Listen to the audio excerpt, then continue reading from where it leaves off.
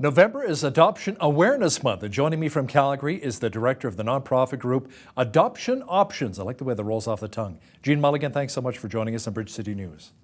Well, thank you so much, Hal, for having us and giving us the opportunity to share some information about adoption today. Oh, you bet. Now, how many children are waiting to be adopted in our country, and what age groups too? Actually, I can't tell you the number of children that are waiting to be adopted. What I can tell you here in Alberta is that we do have a large number of families that are approved and waiting to have children join them in their homes, in their loving, safe, forever homes. Now, what age groups? I know a lot of people, when they want to adopt, it's always like, I want to have a baby, or I want to have somebody a lot younger. Are some of the older children also adopted? And what age, is there like a cutoff? Yeah, no, there's no real cutoff. At Adoption Options here, we have we primarily deal with newborns, but we do have children that are adopted at older ages as well, and we've got families that are ready and willing and skilled to be able to adopt children that are older as well. So there are a wide variety of adoption options available. Can you explain? Yeah. Here at our agency, we have two programs. We've got our international program and our domestic program. In our international program, families who are looking to adopt are looking to countries outside of Canada. Primarily, our children are coming from the United States, but we also have adoptions recently. Colombia, India, South Africa, Haiti, Bulgaria are some of the countries that we've been working with. In our domestic adoption program, that's our local open adoption program in Alberta, and we have women who are facing an unplanned pregnancy or an unintended pregnancy contact the agency, and we work with them to help them with their options counseling, and if adoption is right for them, then to help them to prepare an adoption plan and place the children for adoption. So what is the difference then, Jean, between a closed and an open adoption? Actually, there really isn't any such thing as a closed adoption anymore. When information is exchanged, then that is more of an open adoption. So nowadays there's always some information exchanged, and in the openness in the open adoption, then we have that free exchange of information where the birth parents and the adoptive parents have that information about each other, and also the opportunity for contact and for an ongoing relationship with their child. So if one of our viewers wants to adopt a child, where do they begin? Tell me about the process they go through. If somebody wants to adopt a child, first thing, as I mentioned, the two programs, the international program and the domestic program. So taking a look to see which might be right for them. And there's lots of information on our website about those two programs. We also have information seminars where they can come and learn a lot more about adoption, whether it's the international or the domestic program, and find out if adoption is right for them. We have professional social workers that then work with them through the application process, through the approval process, through the adoption and the post-adoption placement as well. So tell me about that approval process. You want to find a good, loving family for these children to go to, but sometimes, they may fail. These parents may not be the best potential choice to raise this child. So what are some of the criteria? What are you looking for? I'm really looking for safe, loving homes, and it's a process where the social workers will work with and interview the couple, the family that's looking to adopt, over an extensive period of time. So they may go into the home 3 or 4 times for several hours and talk to them about their family, about their their thoughts and their understanding of raising a family, and ensure that they are able to provide a safe home for a family or for a child to come into their family. Do any of the caseworkers ever talk to the potential parents about maybe disciplining? Like, how do you discipline your children? Just in case there's an old school, they hit their children. How do you look into that? Yeah, that is a question that comes up. There's all kinds, over the several hours of the discussions, all kinds of those parenting philosophies will come up. And they talk about, those kinds of parenting philosophies and what they believe and the kind of information that is. And it all goes into a large home study that's prepared about the the family that's applying. The other things that go into that would be looking at, they would have police checks and social services checks, health checks, and those kinds of things that all compile into it, into taking a look into ensuring that they're a safe family for any child to be in their home. So how about the cost? How expensive is it to adopt, Jean? The cost really varies.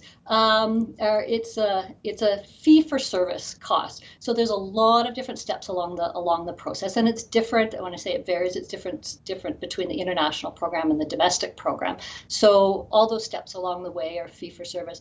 The agency is a non-for-profit agency, so we work as hard as we can to keep those fees as low as possible, and we subsidize those through our fundraising efforts and our donations program to ensure that those fees are kept as low as possible. Some friends of mine that had a real hard time adopting here in Canada 10, 12 years ago, they ended up adopting some children out of the United States.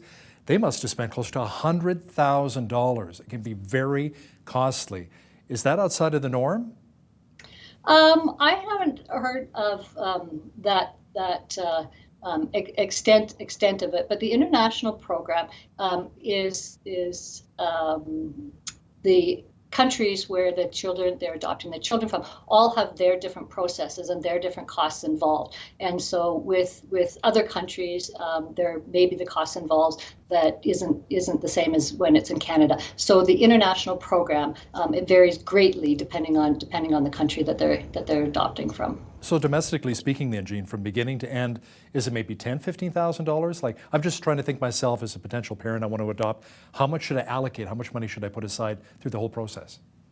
Yeah, that's it. That's in the ballpark between about $10,000 and $15,000. But again, it's the steps along the way. And fortunately, in the past few years, the government has provided a tax credit for that as well. So at the end of the year, at your income tax, there is a bit of a give back from the government in that process too. And how long does the process generally take?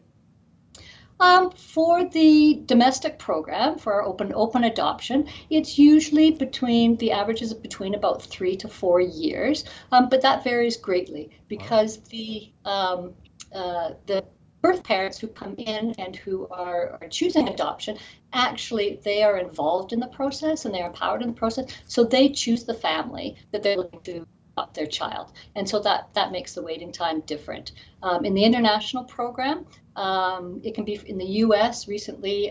It's been as short as a couple of months and up to about 2 years. And then the other countries vary considerably because, as I said, their processes are all different and can take a varying amount of time. So let's talk about the birth mother and potentially the birth father. Now, it must be very difficult to give up that child for adoption. Placing a child for adoption, making an adoption plan, is probably one of the most difficult decisions anybody could make in their lives. So yes, it is a very, very difficult time in their life. I think that's really underlies the importance of receiving professional counseling so that they are making that decision in understanding all of their options. It's really important that anybody facing an unplanned pregnancy have information about all of their options so they can explore those, find out if adoption is right for them. Adoption's not the right choice for everybody, but everybody should have access to accurate information so they can make an informed decision and find out if that's right. And if it is right, it's a very positive choice for them. So can biological parents potentially change their minds about giving their child up for adoption? Yes, I think through the counseling, they are encouraged to recognize that they have that choice, that at any time through that process that they can change their mind, because our counselors really want them to understand that they're making that choice and the best choice for them and their child. So at any time that they can change their mind and say, you know what, this isn't right for me. I think parenting is the right choice for me, so I'm going to parent, and we'll find the resources in the community to support that choice and to support them in that choice, so that yes, they have the opportunity to change their mind, and it really underlies the importance of that sort of counseling so that they can make that decision with the information. Informed and educated, that's right. Now, can adoption result in abandonment issues maybe for the child later in life? What are your thoughts? My thoughts on that are that with the openness, with the way adoption is today, that open contact, the exchange of information, children are raised in homes where adoption is talked about. Adoption is part of growing up. The parents are encouraged right from the start to have conversations about adoption, to talk about the birth parents. In open adoption, there's that exchange of information, and there's usually contact and an ongoing relationship between the birth family and the adoptive family. So those children are raised knowing who their birth family is, knowing that they were placed for adoption because their birth parents loved them, but they just weren't able to parent them at the time.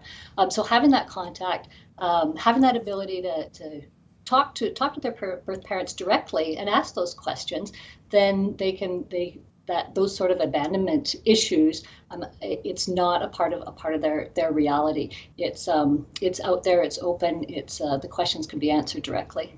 So does the agency try to match the race of adoptive parents and maybe find some cultural matches?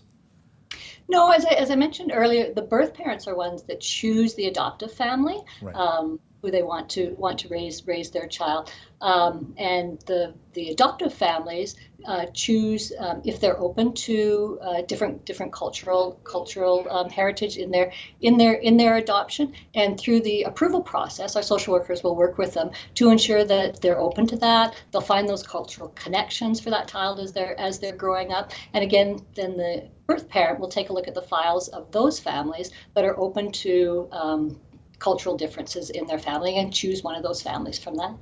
Now, does it take a little longer to place special needs children?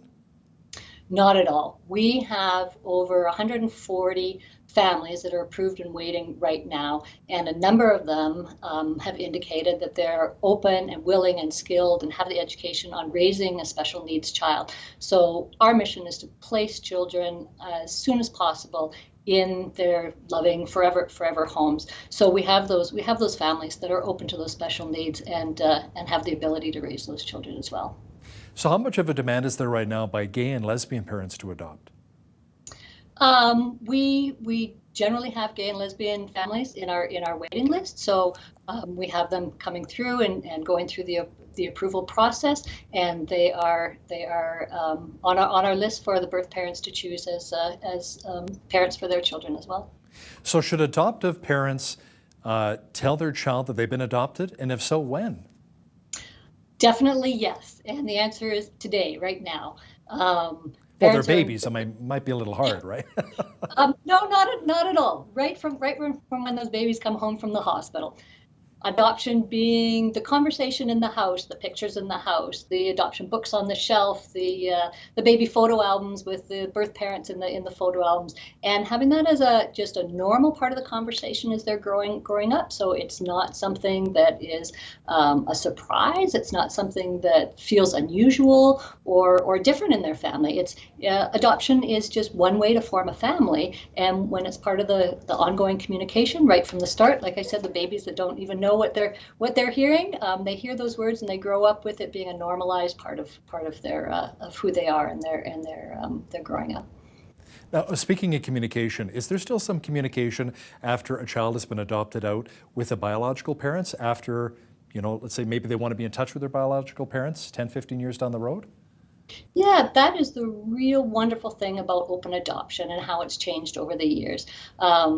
That there is that opportunity for contact, there is that opportunity for ongoing relationship, and most of our families have that. They have that exchange of information, and they have that contact. That contact varies. What that relationship varies.